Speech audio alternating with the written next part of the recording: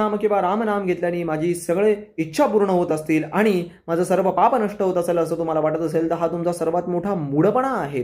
कारण की तुम्ही ज्या व्यक्तीला ऐकलं, तुम्ही स्वतःच्या दृष्टिकोनाने त्याला बघितलं म्हणून इथं प्रॉब्लेम आहे. कारण सांगणारा व्यक्ती त्याचीच यात्रा सांगतो आणि तुम्ही सांगणारे व्यक्ती तुमचीच यात्रा सांगतात. सोपं उदाहरण घेऊ, तुमच्या आईची यात्रा वेगळी होती आणि तुमची यात्रा वेगळी होती. तो व्यक्ती ब्रह्मचर्य पालन करतो, त्या व्यक्तीने ईश्वराचं दर्शन घेतलंय, तुम्ही ते केलंय का, हा भाग वेगळाच. आता हे पहिलं सत्य झालं. आता दुसरं सत्याकडे बोलूयात आपण.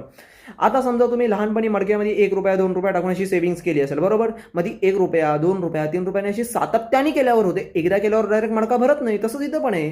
तू ते रोज कर. अजून सोपं उदाहरण घेऊ, जगन्नाथ रथयात्रा. तू ती दरवर्षी जगन्नाथ रथयात्रा खेचायला जा.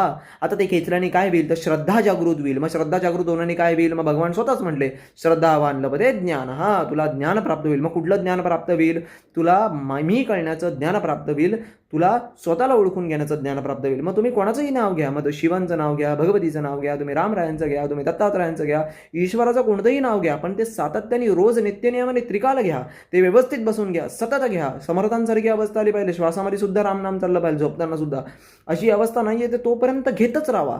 आणि ह्याच्यानंतरही जेव्हा तुम्ही अवस्थेपर्यंत पोचाल तेव्हा तुम्हाला कळेल की सातत्याने घडलेल्या घटनेनंतर मग तुमची इच्छा पूर्ण होते, तुमचे जे काही पाप आहेत ते नष्ट होत आहेत, ते तुम्हाला हळूहळू कळतच जाईल ऑटोमॅटिक तुमच्या अनुभवाने. म्हणून इथं अवस्था हा शब्द वापरला आहे. दत्तगुरु दिगंबरा सीताराम.